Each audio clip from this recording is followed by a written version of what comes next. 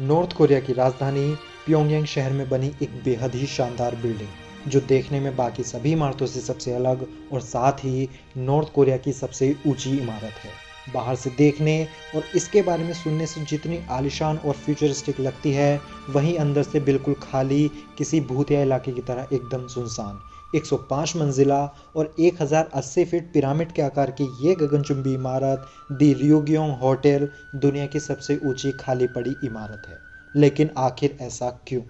Fact loading की video में आप सभी का फिर से स्वागत है।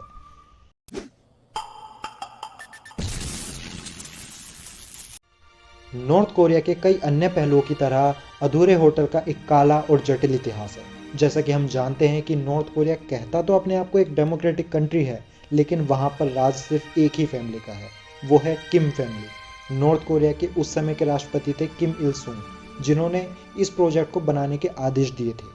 और इस प्रोजेक्ट के पीछे नॉर्थ कोरिया का माइंडसेट ये था कि वो दुनिया के साथ साथ साउथ कोरिया को भी अपनी ताकत दिखा सकें, क्योंकि उस टाइम पर यूएस और सोवियत संघ के बीच कोल्ड वॉर चल रहा था। और उस कोल्ड वॉर में अमेरिका का साथ दे रहा था साउथ कोरिया और सोवियत संघ का साथ दे रहा था नॉर्थ कोरिया। कोल्ड वॉर था तो यहाँ पर कोई भी देश अपने हथियारों के बिना अपनी ताकत दिखाना चाहता था, जिसके लिए नॉर्थ कोरिया के इस प्रोजेक्ट को बनाने की अनुमति दी थी। क्योंकि उस टाइम पर दुनिया का सबसे ऊंचा होटल साउथ कोरिया के सिंगापुर में स्टैनफोर्ड होटल हुआ करता था। और अब समय आ गया था कि नॉर्थ कोरिया सिंगापुर के स्टैनफोर्ड होटल को करारा जवाब दे और रियोग्योंग होटल दुनिया के टॉलेस्ट होटल के नाम से जाना जाए। आपको बता दें कि इस टाइम पर स्टैनफोर्ड होटल में 1252 रूम्स, 73 फ्लोर्स और टोटल 741 फीट हाइट थी। जिसके जवाब में नॉर्थ कोरिया की प्लानिंग थी कि वो एक ऐसा होटल बनाए जिसका कंस्ट्रक्शन एक पिरामिड की तरह हो, जिसके लिए इसके बाहरी स्ट्रक्चर में आप 3 विंग्स देख सकते हैं। इसमें से हर एक 330 फीट लंबा, लगभग 60 फीट चौड़ा और एक दूसरे से 75 डिग्री पर झुके हुए हैं, जिसकी टोटल हाइट 1080 फीट और सरफेस एरिया लगभग 4 लाख स्क्वायर फीट है। जिसका आइडिया आप इस वास्ते लगा सकते हैं कि ये आईफिल टावर से भी ऊंचा है और इसके सरफेस एरिया में दुनिया का सबसे छोटा देश वेटिकन सिटी को भी लगभग फिट किया जा सकता है। लगभग 5,500 करोड़ रुपए लगाकर बनाए गए रियोग्योंग होटल में 105 मंजिल ज़मीन से ऊपर और 3 अंडरग्राउंड मंजिल है, जिसमें से एक टाइम पर 3,000 से 3,500 गेस्ट आराम से स्टे कर सकते हैं। और साथ ही इसके ऊपर के 8 फ्लोर्स रोटेट करने वाले बनाए गए हैं, जहां से नॉर्थ कोरिया की राजधानी प्योंगयांग शहर का एक अद्भुत नज़ारा देखा जा सकता था। इसको सिर्फ होटल पर्पस से नहीं बनाया गया था, इसका मेन मकसद था कि ये अपनी खूबसूरती और वर्ल्ड टॉलेस्ट होटल के खिताब की वजह से टूरिस्ट के साथ साथ फॉरेनर्स इन्वेस्टर्स को भी नॉर्थ कोरिया लाए। Ryugyong hotel investment and management firm की स्थापना लगभग $230 मिलियन के विदेशी निवेश को आकर्षित करने के लिए की गई थी। नॉर्थ कोरियन गवर्नमेंट के ऑफिशियल्स ने फॉरेनर्स इन्वेस्टर्स को कजिनोज, नाइट क्लब्स और जैपनीज लॉन्च चलाने का वादा किया था। नॉर्थ कोरियाई construction firm Baekdusan architect and engineers ने 1987 में इस पिरामिड के आकार के होटल का निर्माण कार्य शुरू किया, जो 1992 में राष्ट्रपति किम इल सुंग के 80वें जन्मदिन पर खुलने वाला था।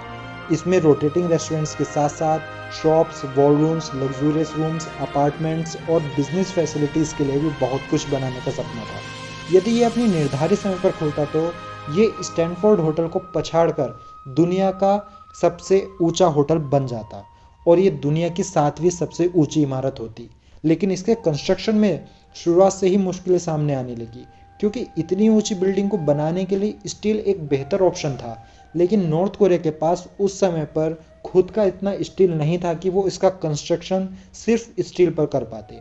तो इसलिए उन्होंने इसको बनाने के लिए सीमेंट को चुना, और ये तो अभी आने वाली मुश्किलों की बस एक शुरुआत मात्र थी। अब समय था 1992 का, जब इस बिल्डिंग का बाहर की साइड से सीमेंटेड स्ट्रक्चर लगभग रेडी हो ही गया था। और तभी यूएस और सोवियत संघ के बीच चल रहे कोल्ड वॉर की वजह से सोवियत संघ का पतन हो गया, जिसके चलते नॉर्थ कोरिया को इकोनॉमिक क्राइसिस का सामना करना पड़ा और इसका कंस्ट्रक्शन वर्क ऑफिशियली तौर पर रोक दिया गया। उत्तर कोरिया के एक सरकारी अधिकारी ने 2008 में लॉस एंजल्स टाइम्स को बताया कि इस बिल्डिंग का निर्माण कार्य पूरा नहीं हुआ था, क्योंकि उस टाइम पर उत्तरी कोरिया के पास पैसा ही खत्म हो गया था।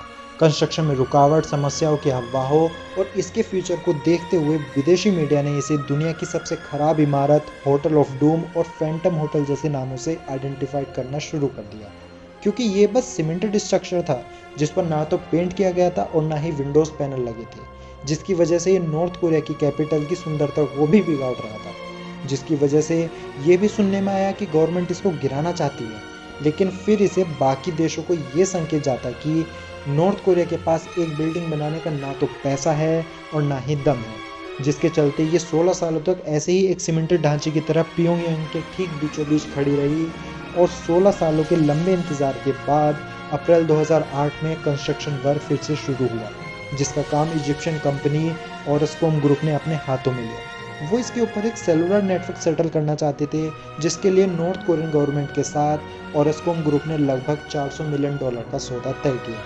2008 में उत्तर कोरियाई अधिकारियों ने कहा कि ये होटल 2012 तक बनकर तैयार हो जाएगा। इस समय तक किम इल सुंग का तो निधन हो चुका था, लेकिन फिर भी इसका उद्घाटन किम इल सुंग के 100वें जन्मदिन पर फिक्स किया गया। काम शुरू होते ही इसकी बाहरी दीवारों पर सबसे पहले कांच के पैनल लगाए गए, जिससे अब ये प्योंगयांग की खूबसूरती को खराब नहीं कर रहा था और लोगों को भी लगा कि अब ये जल्द ही बनकर रेडी हो जाएगा। लेकिन अब 2012 भी आ चुका था और होटल का काम खत्म नहीं हुआ था। इसकी फिनिशिंग लाइन को फिर से एक बार 2013 तक शिफ्ट कर दिया गया। नवंबर 2012 में अंतर्राष्ट्रीय होटल ऑपरेटर कंपनी केम्पिस्की ने घोषणा की कि वो इस होटल को ऑपरेट करेगा। कंस्ट्रक्शन टाइम से बहुत पीछे था, जिसके चलते 2013 में भी इसका काम पूरा नहीं हुआ और बिना किसी एक्सप्लेनेशन के कंस्ट्रक्शन वर्क फिर से रोक दिया गया। तब से लेकर आज तक होटल अंदर से बिल्कुल खाली है और इसका कंस्ट्रक्शन कभी पूरा नहीं हुआ। कभी कभी कंस्ट्रक्शन वर्क को लेकर बहुत सी बातें सामने आई, जैसे 2017 में साइट पर काम के संकेत मिले थे। अप्रैल 2018 में बिल्डिंग के टॉप पर नॉर्थ कोरियन फ्लैग वाला एक बड़ा एलईडी डिस्प्ले जोड़ा गया। मई तक इस पूरी बिल्डिंग के एक पूरे हिस्से में एलईडी डिस्प्ले जोड़े गए थे, जिसमें लाइटिंग शो, पॉलिटिकली एडवर्टाइजमेंट और बाकी एडवर्टाइजमेंट चलाए जाते थे, ठीक वैसे ही जैसे हमने बुर्ज खलीफा पर भी देखा। 2019 में होटल के एंट्री गेट के ऊपर एक नया साइन देखा गया, लेकिन उसके बावजूद भी ये अभी तक नहीं खुला।